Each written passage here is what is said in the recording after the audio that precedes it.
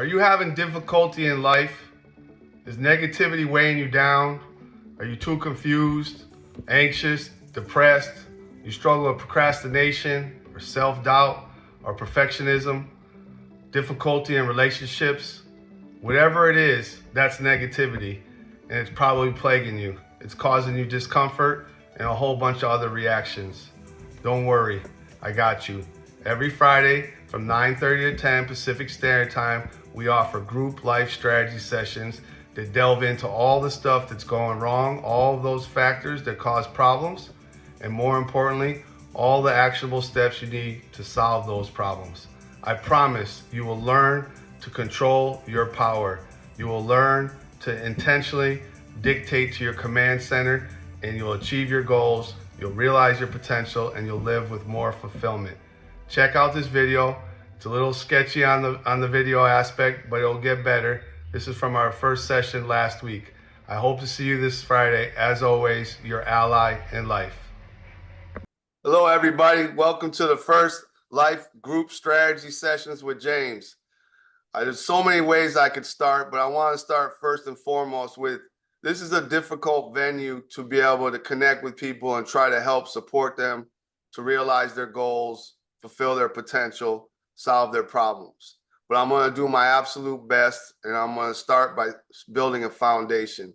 It's vital to understand that everything that we do in life, everything that we think about, everything that we say, every action is all oriented towards one main goal, and that is to fulfill need.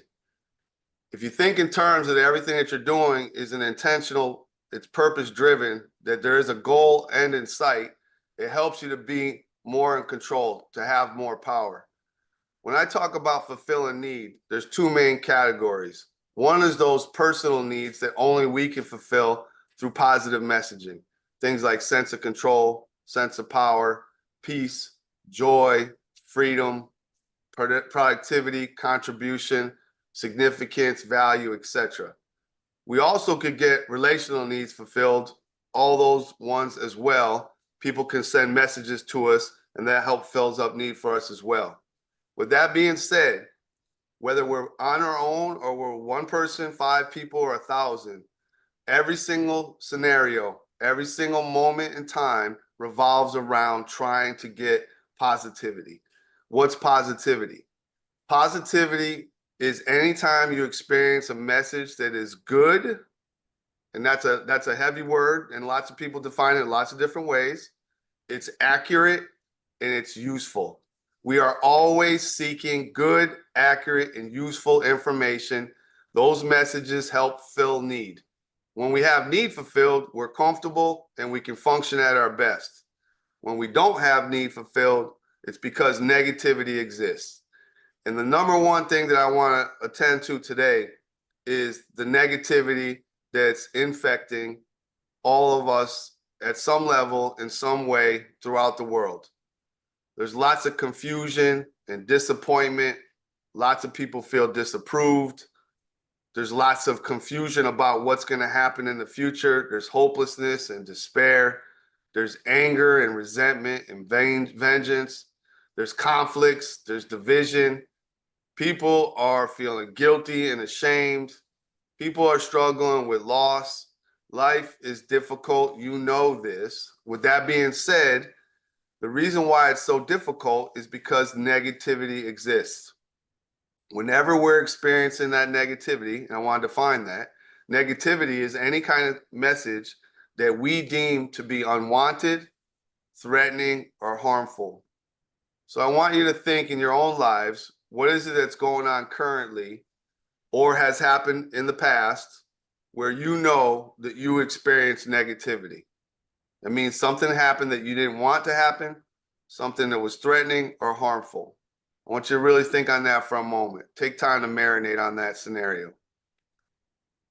Every single one of us has these scenarios where negativity is prominent. The key is when you're in that scenario is to choose the best option to get to positivity. And that's where the problem lies for many, many people, because they're not role modeled, taught, instructed, trained, or held accountable to learn the skills and use the tools to be able to make negative into a positive. If you think about it, those negative scenarios that you're going through are trying to teach you a life lesson. I know it might not seem that way all the time, but in essence, much of the destruction that happens in life, you can glean good. You can learn from something. If you go and get attacked by a bear out in the wilderness, there's still a lesson in there. As long as you survive, obviously you don't want to get injured, you don't want to be permanently injured, but there still is an option for you to learn something. Don't go out there, or don't go where bears are, or go with greater skill, or protect yourself, or watch them on TV or on the internet. There's lots of options. And sometimes we learn the hard way. And when we don't learn the hard way the first time, then it takes the second time or the third time or the 50th time. And some people are in revolutions, they're at the 1,000 mark. They've been doing the same thing in the same scenario over and over again, meaning you have not learned how to solve the problem. And that, in essence, is what we're here to talk about.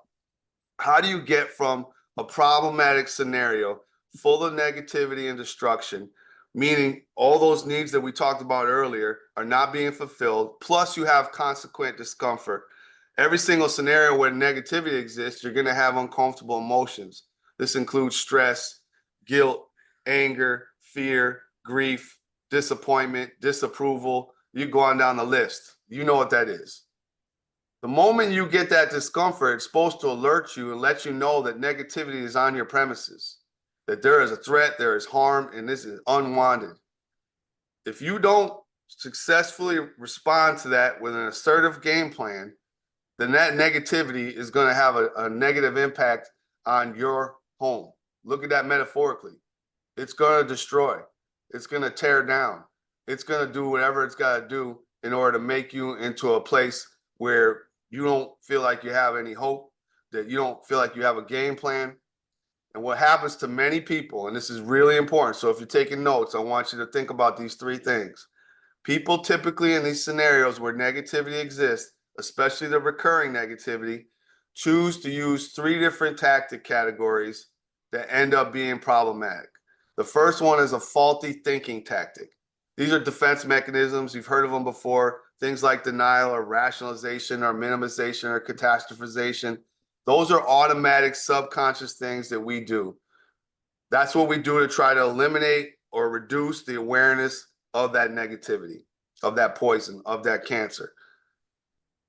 That's one way that we try to solve it, and it's temporary.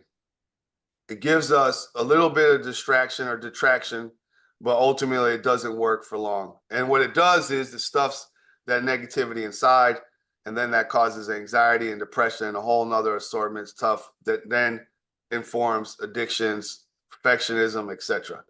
So it doesn't work. It's one of those things where we're supposed to use those for really, really unsafe scenarios, really destructive scenarios, and that's it. But the minor ones or the lesser ones that we shouldn't be giving so much energy towards that and using these faulty tactics, that's not what they're designed for, and that's a problem. Another category of faulty tactics is called faulty behavioral tactics. And that's when once we have that negativity and that problem, we're uncomfortable, we go connect to something, some kind of source, looking for temporary solve, temporary satisfaction. It typically gives us a sense of control, a sense of power, some respite, some freedom, some temporary peace. Those are compulsions or addictions. We all have them. Some of us are better at it than others, but ultimately it's our natural way to go, I'm uncomfortable, I don't like this, I don't want it, and I need to find something that makes me feel good for a moment. Think about screen life. Oh my gosh. It's so easy. You don't have to hardly do anything and you get all this bang for your buck. The return on the investment is through the roof. It's a beautiful thing to get a temporary solve and to keep yourself distracted. You could customize to your preferences. You could add, adjust, or delete as you want. It's easy. It's a pseudo life. It's fabricated. It's a facsimile of what it really is, and it's an easy out for us to go down that road. Never mind all the other things that are addictive in life. You could be addicted to health food or exercise. It's the way you go about it. If you're taking that original negativity and trying to find ways to avoid or fight dealing with it, then you're going to go down that road. This third category, and this is ones where it can get real slippery, and real fast, it can get very confusing, is faulty relational tactics. That's when people do one of two things. They displace, which is a more direct, overt. You know what that's like. It's more hostile. People say something and they try to drop their negativity, their poison, their cancer onto your property. And then if they see you react, they think in their minds, it's no longer my ownership or no longer my responsibility. I see them reacting to it. So I have transferred successfully that negativity onto someone. That's delusional, but we all do it. And here's where it's really complex. The projective aspect is another faulty relational tactic, and that's more insidious and covert and less clear, less direct. And lots of times we don't even know we're the recipient of it or that we're sending it off. But it's the same exact thing. We find a more craftier, less direct and overt way of conveying a message to someone in hopes that they take on the negativity. We once again watch them react, and then we think our hands are clean. It's no longer our problem. So I want you to stop and think about your scenario that you were thinking about earlier and go, okay, in those scenarios, what did I do? If you have not successfully resolved it and it's still happening or it's still doing damage, that means you haven't. It's failure. And you likely did 1, 2, 3, 4, 5, 10 of those different tactics. That's one of your homework assignments. Is I want you to think about that scenario and go, what did I think? What did I say? And what did I do in reaction to that original negativity? Write that stuff down. There's such value in typing that or writing that down. Once that negativity hit, you want to understand what your natural default pattern is. What do you typically do once negativity hits? Some people run in the other direction. Some people get antagonistic. Some people blame, complain, whine. Some people minimize. Some people magnify. Some people catastrophize and think this is the end of the world and it's never going to get better. There's all these different options. Some people run right to the computer or right to their addiction or to drinking or whatever else. You need to know what your default patterns is. It's your way of trying to solve a problem that's ineffective. And once you establish what those typical thoughts look like or those typical messages you send out to people or your typical behaviors, now you have a lot more information. You're better informed about what the problem is.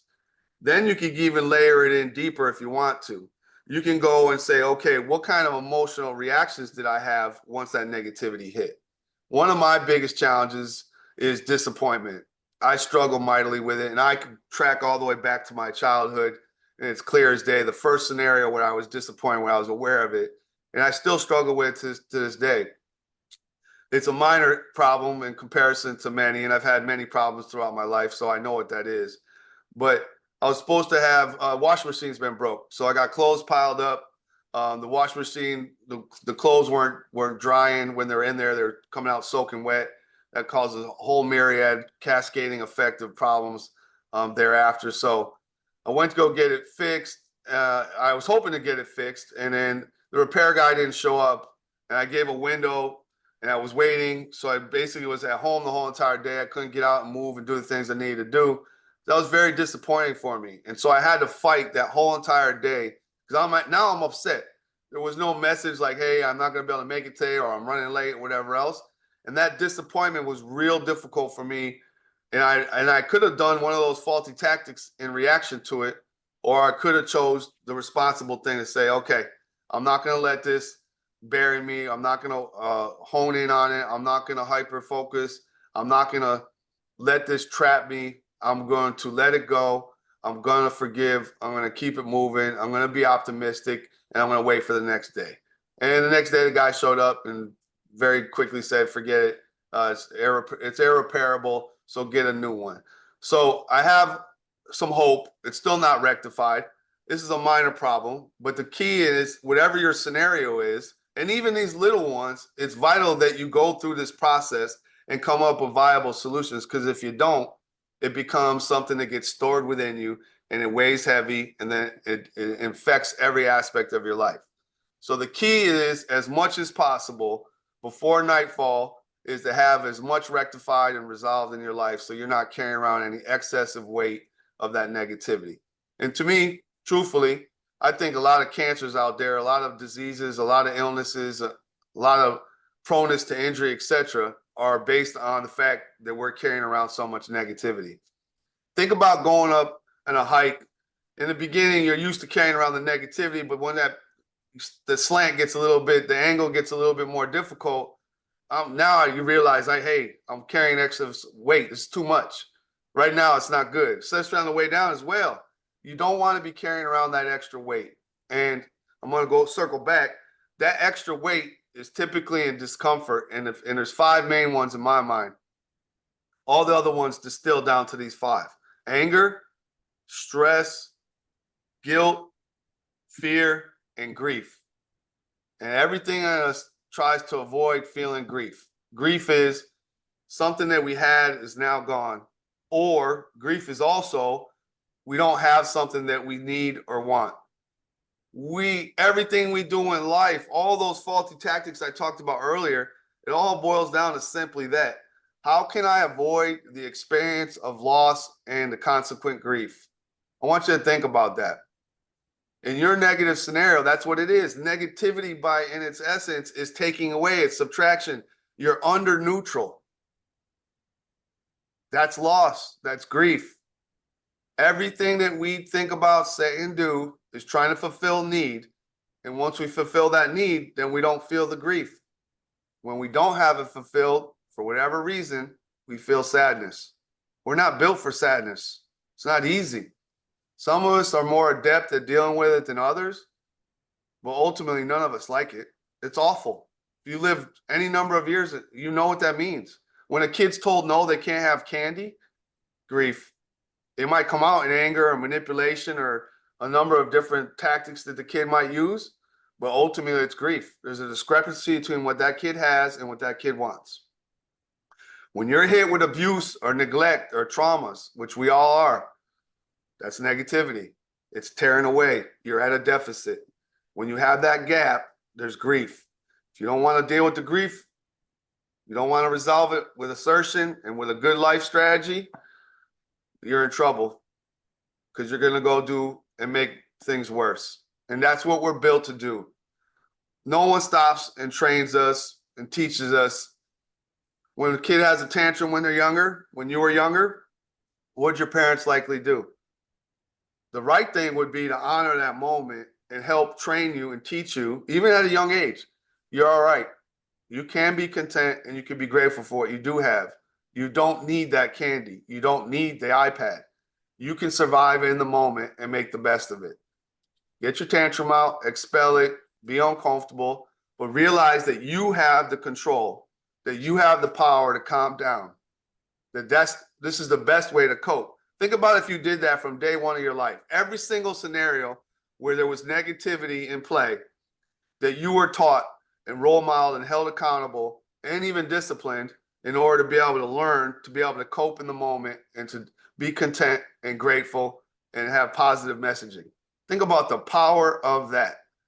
That's a missing ingredient for so many of us. I wasn't taught that. I was taught the complete opposite. My upbringing, the complete opposite of exactly what you're supposed to do. So I had to learn the hard way when I have already thousands and thousands of repetitions of doing things the wrong way. That makes it every single time you take a step in the opposite direction, you got to double back. It's even more work. It would behoove all of us to train ourselves or to be trained, be open to that training, be willing to be trained to learn how to be able to cope more effectively and not let negativity poison us. And that's in essence what all of this is about.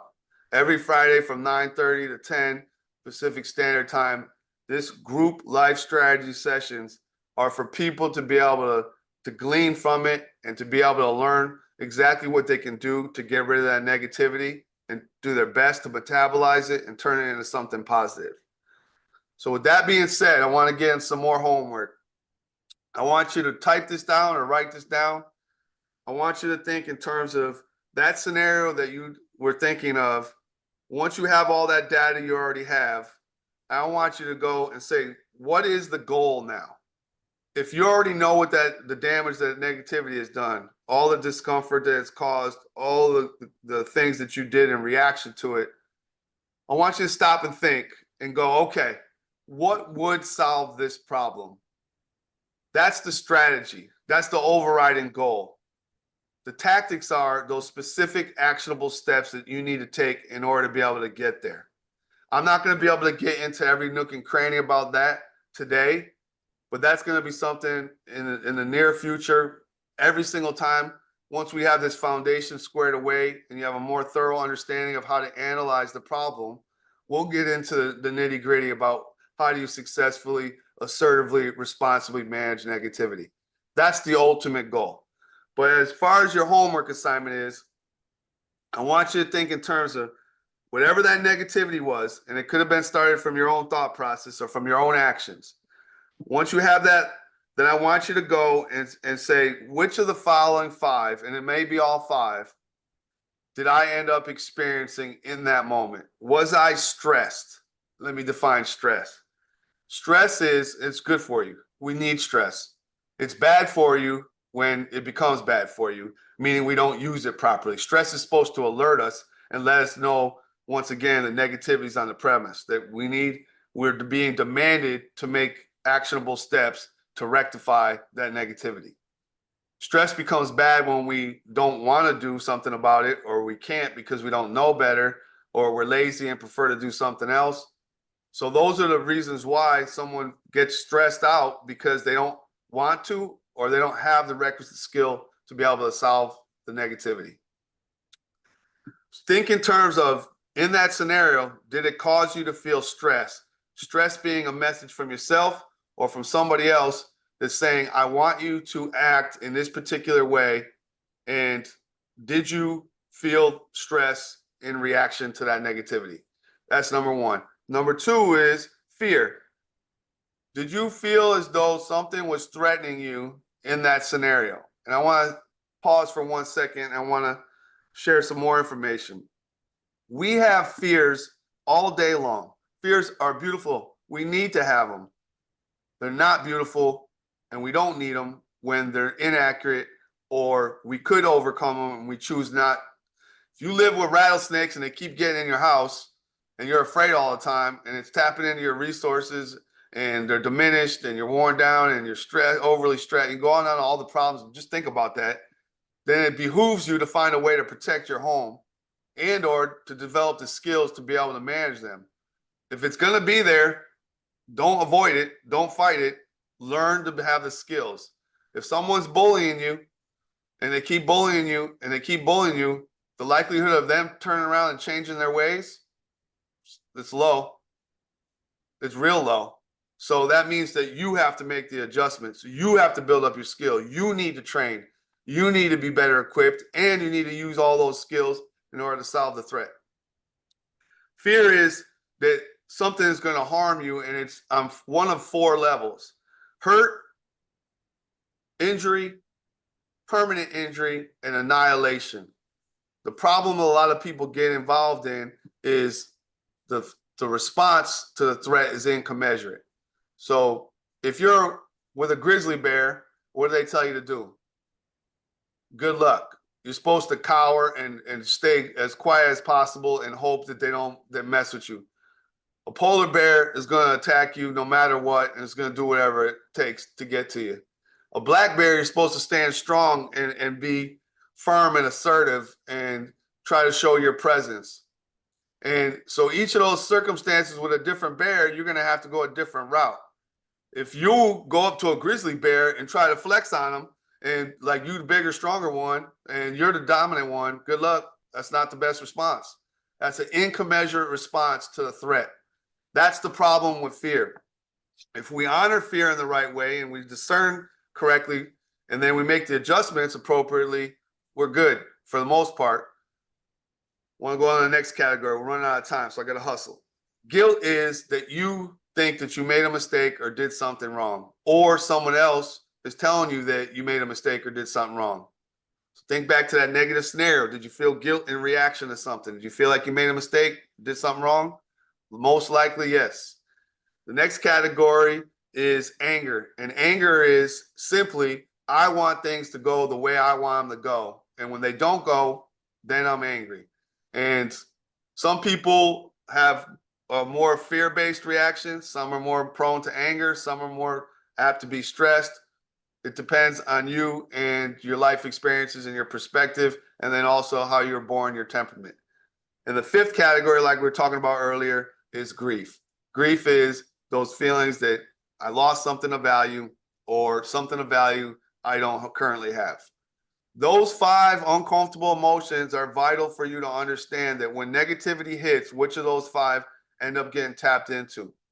What we're going to talk about next week is what you can do with those uncomfortable emotions and that original negativity. I'm going to help you learn how to metabolize that, and so that you can learn to get it out of your system, and then you can glean that good, whatever nutrients are there for the life lesson, and then also how do you implement with intention positivity. And that's why I want to end with today.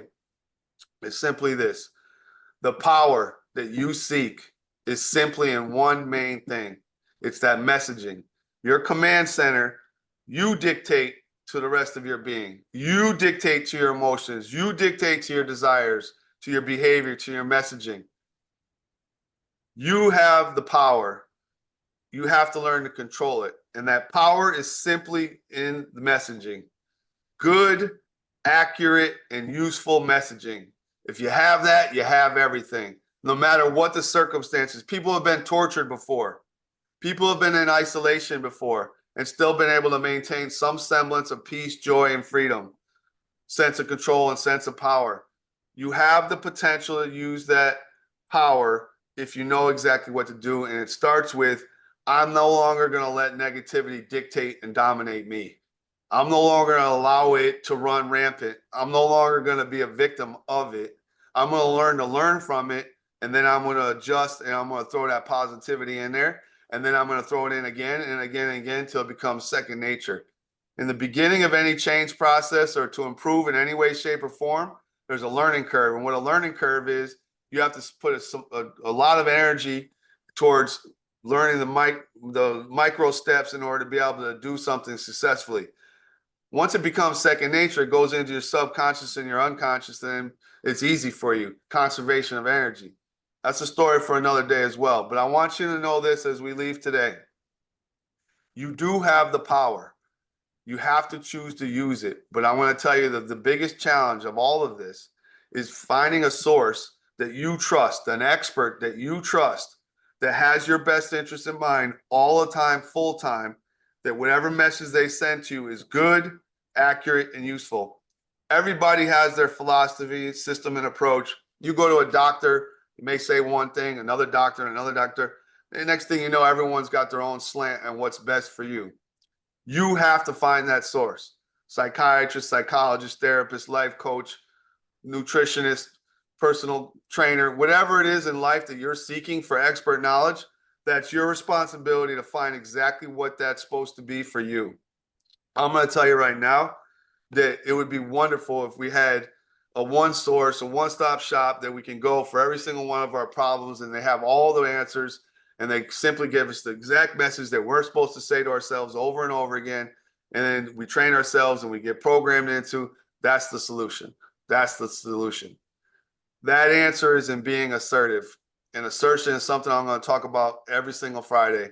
Assertion is that you're present in the moment, you're confident, you're courageous, you're positive and optimistic, and you're progressing forward. As obstacles come to you, you adjust to them. You're agile, you're flexible, you're versatile. You have mental endurance and mental strength. Your mental fitness is on point, that you're not carrying around a lot of excess negativity that gets in the way. You're fluid. You flow through life. You're joyful. You're at peace. You have as much freedom no matter what anyone does. If you have that kind of mindset, you start communicating that way and you behave that way, you're in control of your power. Who wouldn't want that? I hope that everybody that's here today and everybody that's going to be here in Consequent Fridays, that you learn that the number one option by far and away is to be assertive. If you have any questions or concerns or comments or suggestions, I welcome them all. I want to get to the point where we're talking to people directly and they're sharing what their challenges or problems are and that negativity, and then I want to walk through specifics. Every single one of you deserves a customized approach, but I principally want to share with you as much as I can in the hope that you glean some good. I appreciate you guys spending the time today, and I look forward to seeing you again, hopefully next Friday. You guys enjoy your week, and remember, intentionality. As always, your ally in life, Life Strategy with James.